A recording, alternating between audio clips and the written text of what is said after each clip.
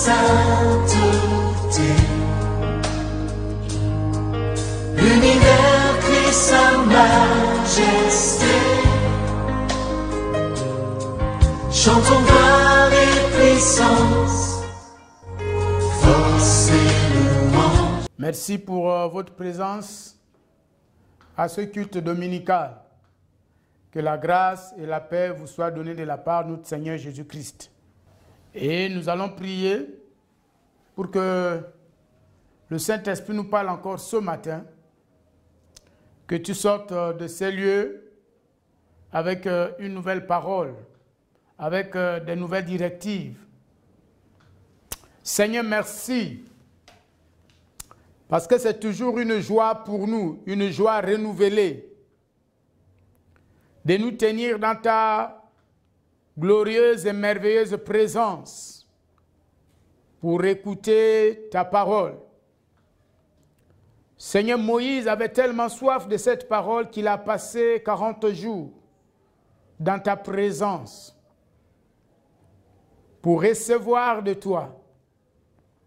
Nous voulons aussi passer ces quelques heures, Seigneur, dans ta présence bénie, parce que nous voulons recevoir et recevoir abondamment de celui qui nous a aimés le premier et qui nous a donné son Fils Jésus.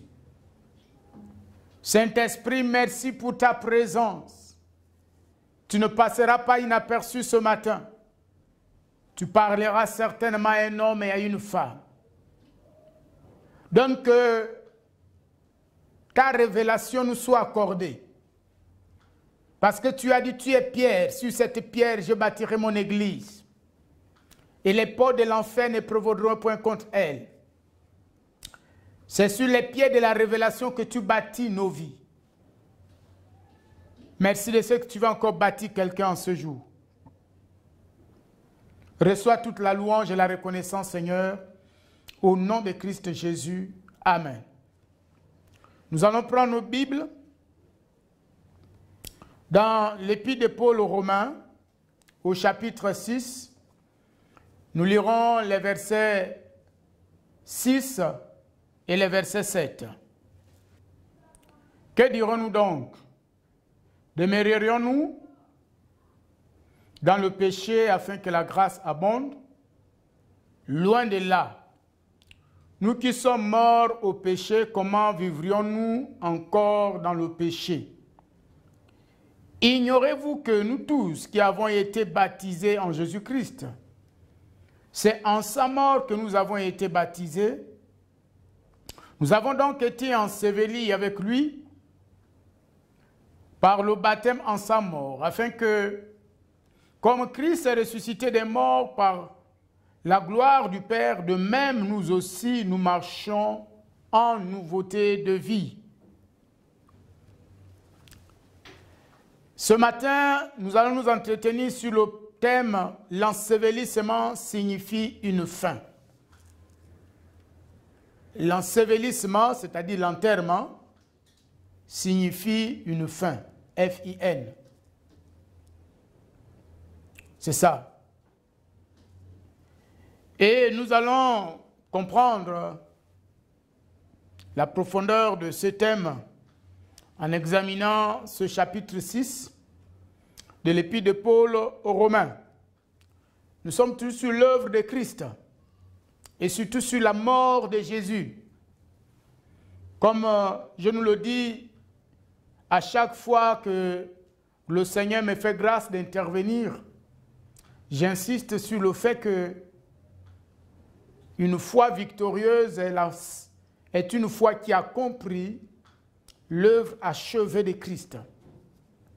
L'œuvre de la mort, de l'ensevelissement et de la résurrection de Jésus-Christ. Les trois choses. La mort, l'ensevelissement et la résurrection de Jésus. Et ce matin, nous allons parler de l'ensevelissement. Nous parlons beaucoup de la croix, la mort de Jésus sur la croix, mais souvent nous parlons moins de l'ensevelissement. Et ce matin donc, nous allons nous concentrer sur l'ensevelissement pour chercher à comprendre sa signification. Il y a une question qui est récurrente, que plusieurs chrétiens se posent. Souvent, beaucoup se demandent comment mener une vie sans intrusion de mon passé. Comment mener une vie sans intrusion de mon passé, sans voir mon passé intervenir? Ça, c'est une question que l'on se pose régulièrement. Et parfois, nous avons l'impression que notre passé est tellement puissant qu'il devient omniprésent.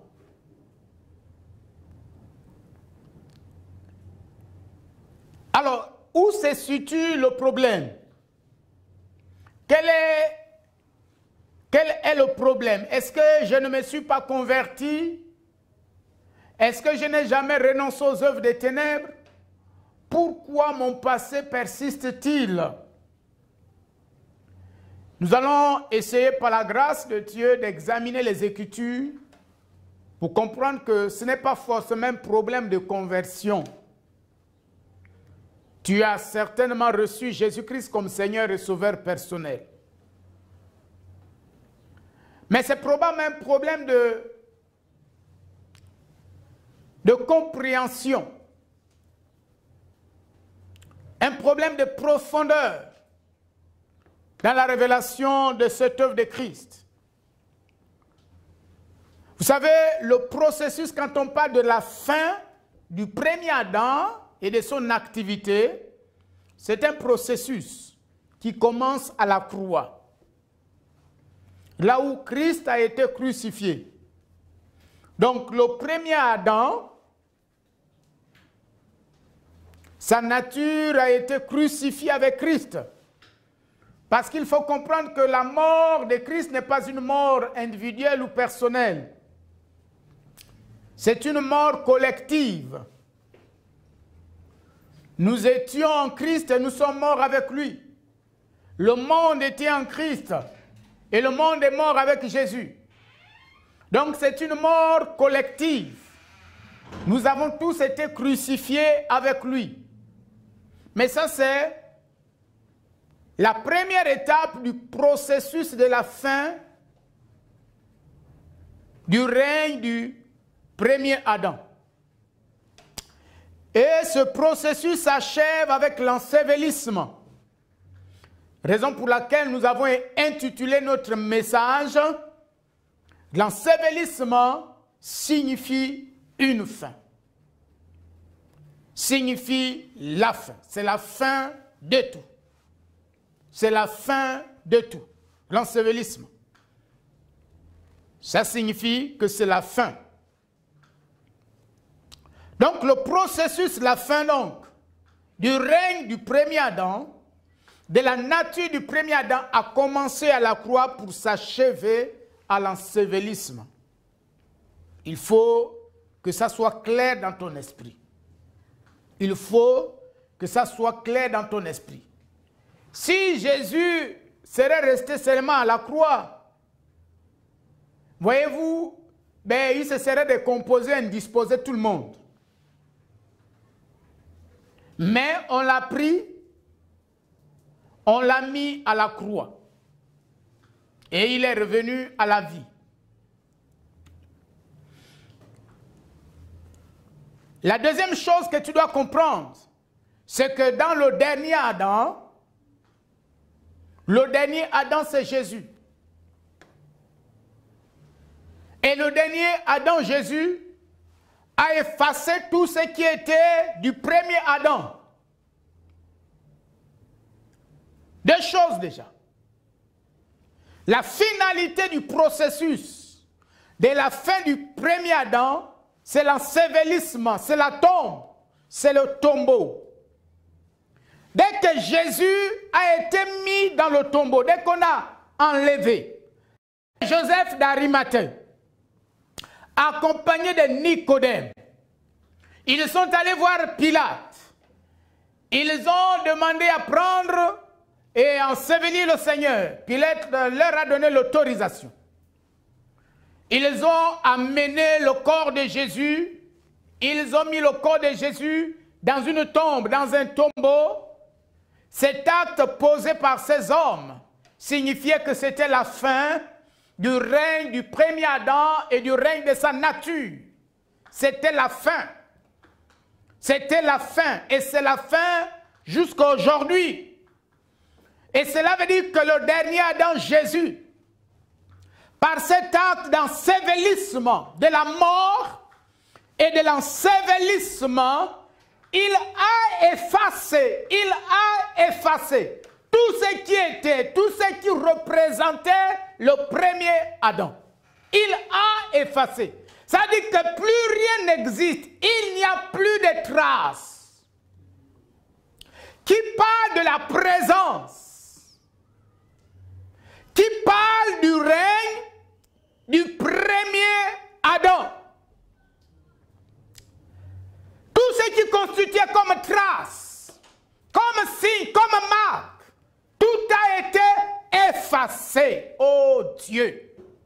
Vous savez, dans certaines nations, lorsque, surtout on trouve ça surtout dans des monarchies, j'aurais appris que dans certaines monarchies, lorsque le prince succède à son père, il va tout faire pour faire disparaître tout ce qui part du règne de son père. C'est-à-dire, si son père a bâti, s'il a construit, s'il a investi, ben, il va détruire tout cela.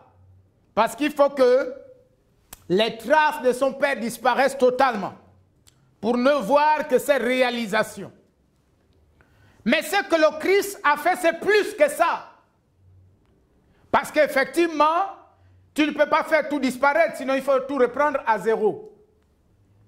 Mais Christ, lui, il a tout fait disparaître. Alléluia. Merci Seigneur. C'est ça la bonne nouvelle de l'évangile. Tout a été effacé.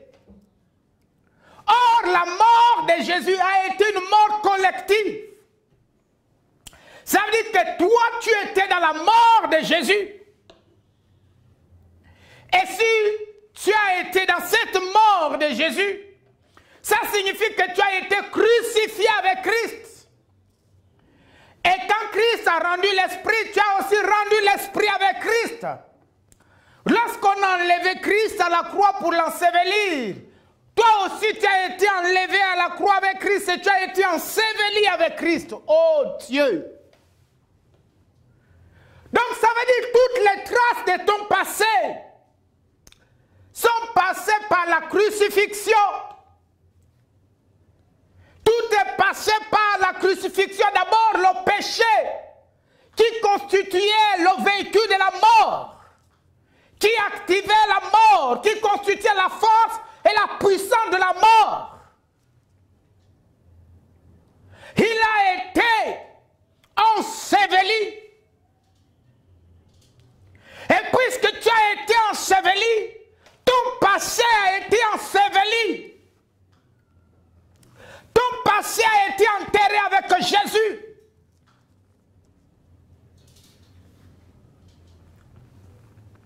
Un jour, quelqu'un m'a raconté que dans un songe, le Saint-Esprit lui a révélé que ce qui faisait les problèmes de mariage dans une famille, c'était la famille maternelle qui avait sur elle un esprit de prostitution. Et cet esprit de prostitution empêchait cette famille de se marier. Alors, j'ai une bonne nouvelle. Parce que même l'esprit de prostitution, si il a existé quelque part et empêche le mariage dans une famille, la bonne nouvelle c'est que le jour que tu as été enseveli avec Christ, quand Christ a été enseveli, l'esprit de prostitution a été enseveli. L'esprit de prostitution a été enseveli. L'esprit de prostitution a été enseveli. Tu es qualifié pour le mariage. Tu es qualifié pour le mariage. Parce que la prostitution a été ensevelie. L'esprit de prostitution n'a plus d'autorité, n'a plus de règne sur ta vie. Parce qu'il a été enseveli. Il a été enterré avec le Christ. Et il est conscient qu'il n'a plus de pouvoir sur toi. Mais quel est le problème? Pourquoi aujourd'hui tu as l'impression que cet esprit est là? C'est comme s'il tient toujours ma vie. Je gagne en âge. Pourquoi ma femme ne vient pas? Pourquoi mon mari ne vient pas? Est-ce que ce n'est pas le pouvoir de cet esprit? Non! Il a été enseveli avec le Christ. Il a été enterré avec le Christ. Il a été enterré. Oh! J'entends quelqu'un qui dit, mon père a fait tellement de mauvaises choses que je suis en train de payer le passif de mon père. Tu as été enseveli avec Christ. Donc le passif de ton père n'a plus d'autorité sur ta vie. Le passif de ton père, je te parle à toi qui m'entends maintenant. Le passif de ton père, les âmes de ton père n'ont plus de pouvoir sur toi parce que tu as été enseveli avec Christ. Donc, les conséquences ont été enterrées avec Jésus. Et ça a pris fin. Leur activité dans ta vie a pris fin avec l'ensevelissement. C'est ça, mes frères. Je sais que tu dis, mais pasteur, c'est bon à entendre, tu dis ça tous les jours. Oui, mais c'est ce que la Bible dit. Nous allons lire. Il dit, car celui qui est mort est libre du péché. Celui qui est mort est libre de la malédiction. Celui qui est mort est libre du cancer. Celui qui est mort est libre du chômage. Je déclare au nom de Jésus que tu rentreras en janvier 2021 avec ton emploi au nom puissant de Christ Jésus. Alléluia, merci Seigneur. Reçois tout cela au nom de Christ Jésus. Parce qu'il est dit, car celui qui est mort est libre. Pourquoi? Parce que quand quelqu'un est mort, même si tu l'injuries, il ne peut plus réagir. Quand quelqu'un est mort,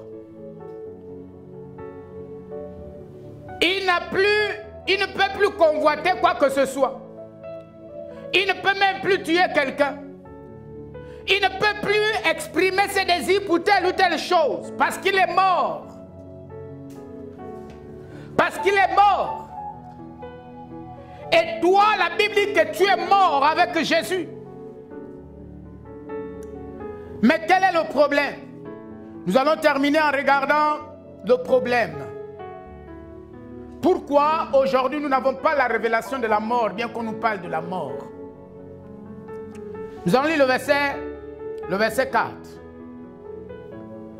Nous avons donc été ensevelis avec lui par le baptême en sa mort, afin que, comme Christ est ressuscité des morts par la gloire du Père, de même nous aussi nous marchons en nouveauté de vie. Nous avons donc été ensevelis avec lui par le baptême en sa mort, afin que, comme Christ est ressuscité des morts, par la gloire du Père, de même nous aussi nous marchions en nouveauté de vie. Donc je disais que notre problème, c'est un problème de révélation. la révélation sur la signification du baptême. Le mot baptême veut dire introduit. Baptizo. Ça veut dire introduit, immergé. Nous avons été immergés, introduits dans la mort de Christ. C'est pourquoi la mort de Christ a été une mort collective. Pourquoi a-t-elle été une mort collective? Comme je le disais tout à l'heure, c'est parce que Christ n'est pas mort seul. Nous étions en lui. Tu étais en lui, j'étais en lui. Toute l'humanité était en lui. Donc c'est une mort globale, collective. Pourquoi? Parce que nous avons été baptisés en sa mort. Donc introduits, immergés dans cette mort. Placés dans cette mort. La mort de Jésus. Mais le baptême est devenu pour nous juste un rituel religieux. Sans pertinence. Pourquoi ne faire pas l'expérience de la pertinence du baptême, de la puissance du baptême? Moi-même, quand le Saint-Esprit m'a parlé sur ce sujet, je m'en suis repenti. Parce que souvent, quand j'amène les gens à l'eau pour les baptiser, je leur pose souvent cette question. Pourquoi veux-tu te faire baptiser? Et ils me répondent, pour mourir. Pour mourir et ressusciter avec Christ. Quelle erreur!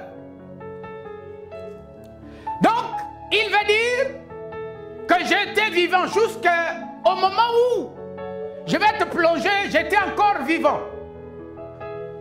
J'étais encore vivant. Et voilà, c'est ça le problème. Si tu te considères comme quelqu'un qui est encore vivant, donc ton passé peut être encore actif. Tes mauvaises habitudes peuvent encore être actives. Et avoir de l'autorité, de pouvoir sur toi. Avoir le contrôle sur ta vie. Pourquoi? Parce que tu te regardes comme quelqu'un de vivant. Puisque quand on est vivant, mais nous subissons les effets du monde autour de nous.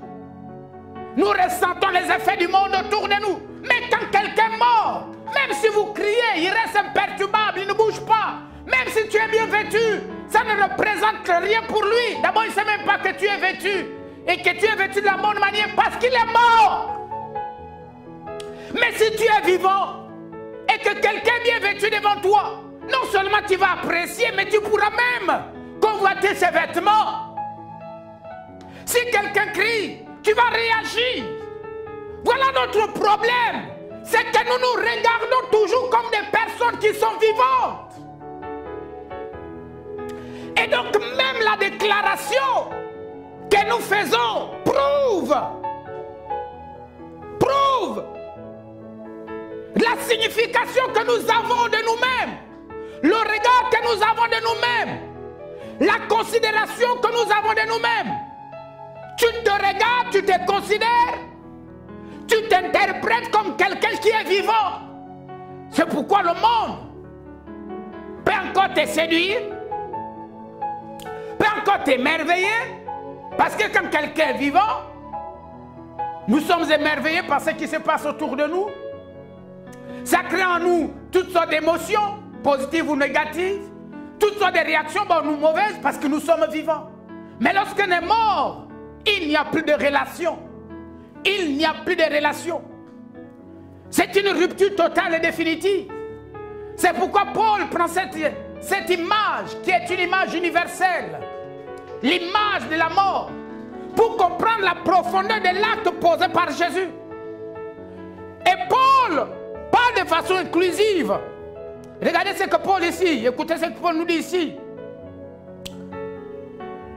Il dit, loin de là, nous qui sommes morts au péché, comment vivrions-nous encore dans le péché? Nous qui sommes morts. Il n'a pas dit nous qui mourrons. Il dit nous qui sommes morts au péché. Voilà le secret de Paul. Voilà le secret de la marche dans la liberté de la foi. Parce que la mort en Christ signifie la liberté. La mort en Christ met fin à la mort. Celui qui est mort en Christ n'expérimentera plus la mort. Parce que la mort prend fin. Alléluia. La mort prend fin. Donc, en réalité, se faire baptiser, quand tu passes, l'expérience du baptême signifie proclamation de la mort. Quand je décide de me faire baptiser normalement, c'est une décision qui doit révéler la maturité spirituelle, la compréhension de l'expérience de la foi. Mais comme nous l'avons réduit juste au niveau religieux et une expérience religieuse, voyez-vous, on prend ça comme ça de façon banale. Mais en réalité, quand je décide de me baptiser, je proclame ma mort. Je proclame ma mort. Je la proclame devant les hommes. Je la proclame devant les anges. Je la proclame devant le monde. Je la proclame devant le ciel. Je la proclame devant les puissances des ténèbres.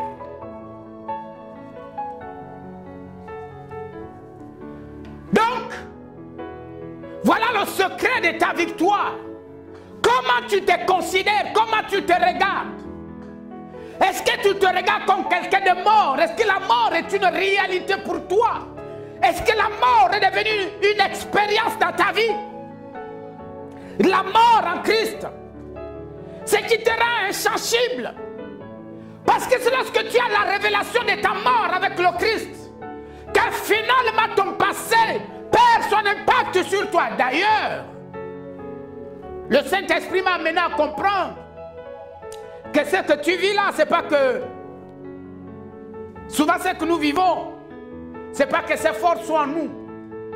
Non, c'est juste une oppression. C'est quoi une oppression démoniaque?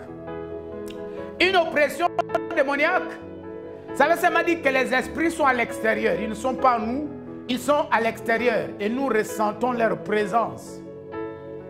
Nous ressentons leur présence dans notre environnement. Et parfois dans notre chair. Ça peut nous enlever le sommeil. Ça peut nous perturber d'une certaine manière. Mais ça ne veut pas dire qu'ils ont le contrôle de notre vie. Ça ne veut pas dire qu'ils sont seigneurs dans notre vie. Ça veut dire que cela ne veut pas dire qu'ils peuvent encore prendre des décisions sur nous, déterminer notre destinée prophétique. Ils n'ont plus ce pouvoir. Ils n'ont plus ni le pouvoir de régner sur notre vie. Ils n'ont plus ni le pouvoir de gérer notre destinée prophétique. Pourquoi? Parce que dès lors que j'ai été enseveli avec Christ, leur règne a pris fin. Maintenant, à cause du fait que je sois encore dans ma chair, il arrive qu'il vienne errer autour de moi ou du lieu où je me trouve. Peut-être je me suis affaibli un peu dans la prière. Peut-être je me suis affaibli un peu dans la louange et l'adoration. Ils profitent de cette atmosphère qui favorise leur manifestation pour agir un peu. Mais en réalité, ils savent qu'ils ne peuvent pas aller au-delà. Alléluia. Pourquoi? Parce que le baptême, tu as été baptisé en Christ. Le baptême en Christ, c'est le baptême en sa mort. Ça veut dire que tu es mort. Regarde-toi comme un mort. Et pourquoi le baptême? C'est parce que tu sais que pour un mort, la seule chose qui reste, c'est la tombe. Voilà le sens du baptême. C'est parce que tu sais, quand quelqu'un est mort, on ne garde pas son corps là, mais il doit être enseveli, il doit être enterré.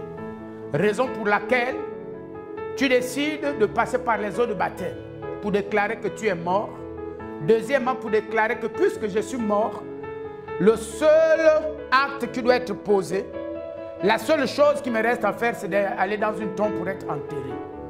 Mais qu'est-ce qui est enterré? C'est ce passé-là. C'est ce passé-là.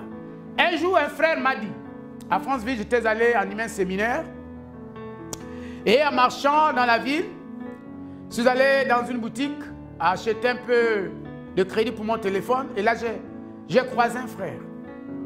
Il m'a dit, pasteur, depuis ma conversion, j'ai vécu beaucoup de perturbations.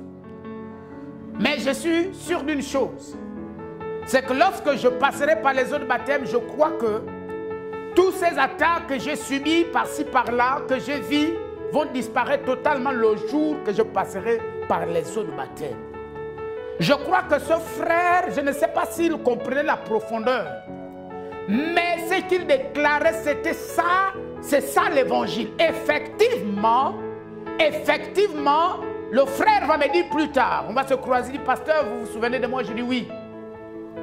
Il dit, dès que je suis passé par les eaux de baptême, jusqu'à aujourd'hui, je n'ai plus jamais été perturbé par les esprits qui me poursuivaient. Oui. Pourquoi? Parce que la mort, c'est une proclamation. Le baptême est une proclamation de la mort. Et deuxièmement, le baptême, c'est un acte où tu dis, la seule chose qui me reste, c'est d'être enseveli. D'où le baptême. Le baptême, c'est l'ensevelissement. Ça veut dire que tu marques la fin, que c'est la fin de ce passé. C'est la fin de cette histoire sombre. Maintenant, je rentre dans une histoire glorieuse. Je rentre dans une histoire illuminée par l'Esprit, éclairée par l'Esprit, manifestée par l'Esprit, dirigée par l'Esprit, dont le Saint-Esprit est le maître. Il est le maître de ma destinée. Désormais, c'est lui qui la tient par la main. Désormais, c'est lui qui la conduit. Quand se tiendront des obstacles devant moi, il aura là le pouvoir de les vaincre et j'irai jusqu'au bout. Parce que ma destinée n'est plus entre mes mains, ma destinée n'est plus entre les mains de mon passé, mais ma destinée est entre les mains du Saint-Esprit. Depuis le jour que j'ai été crucifié avec Christ, que j'ai été enseveli avec Christ, et j'ai manifesté cet acte de la foi par les eaux de baptême. Voilà ton expérience. C'est ça. C'est pourquoi, voyez-vous, le verset 11. Je vais terminer par ce verset. Suivez. Paul, ici, c'est comme si il concluait son raisonnement. Il dit, ainsi, vous-même, regardez-vous. Voilà. Il dit, vous-même, ainsi vous-même, regardez-vous comme morts au péché et comme vivants pour Dieu en Jésus-Christ. Oui. Pourquoi? Parce que la résurrection, tu n'as pas seulement été enseveli, mais tu es revenu à la vie. Mais ce n'est plus la même vie. C'est ça. Tu penses que c'est toujours la même vie. Non, ce n'est plus la même vie. C'est une nouvelle vie. Et l'expression grecque veut dire une nouvelle qualité de vie. Une vie qui n'a jamais existé auparavant. C'est une vie supérieure. Mais c'est toi-même à t'approprier de cette vie et de faire qu'elle devienne une réalité dans ta vie. Cette vie, nouvelle vie à laquelle tu appartiens, c'est une vie sans maladie. C'est une vie sans faiblesse. C'est une vie sans malédiction. C'est une vie sans lien spirituel. C'est ta nouvelle vie en Christ. Parce que tu es ressuscité avec lui. Pour cette nouvelle vie, là-bas dans cette vie à laquelle tu appartiens, il n'y a pas de malédiction, il n'y a pas de faiblesse. Et là-bas, tu es victorieux, tu es fort en Christ. Rien ne peut te retenir là-bas. Tu vas de gloire en gloire et je déclare qu'en 2021, que cette nouvelle vie qui est ta vie réelle en Christ se manifeste. Qu'elle devienne une réalité au nom de Christ Jésus. Je vais prier pour toi. Seigneur, merci. Parce que, effectivement, ça c'est notre identité en Christ. Je déclare qu'en cette année 2021, mon frère qui m'a écouté ce matin, ma soeur qui m'a écouté, mais ils écoutaient l'Esprit de Dieu. Seigneur, que cette parole, au nom de Jésus, en 2021, produise des grands résultats, que chacun se repositionne en toi, Seigneur, pour vivre une pleine victoire. Je le déclare au nom puissant de Christ Jésus. Maintenant, tu peux prendre ton offrande et je vais prier. Seigneur, au nom puissant de Christ Jésus, oh, nous avons été ensevelis avec toi pour vivre cette vie de résurrection. C'est une nouvelle qualité de vie, c'est une vie supérieure, une vie sans péché, une vie sans maladie, une vie sans faiblesse, une vie sans manquement, une vie sans limite. C'est à cette nouvelle vie que nous appartenons, que mon frère ici, qui a écouté cette parole appartient. Je déclare au nom de Jésus qu'en 2021, il fera l'expérience de cette parole, parce que c'est sa parole et c'est sa véritable identité en Christ. Je le déclare au nom de Jésus. Et que son offrande soit le point de contact, Seigneur, avec la parole de ce matin. Au nom de Christ Jésus. Amen. Merci, soyez bénis. À mercredi.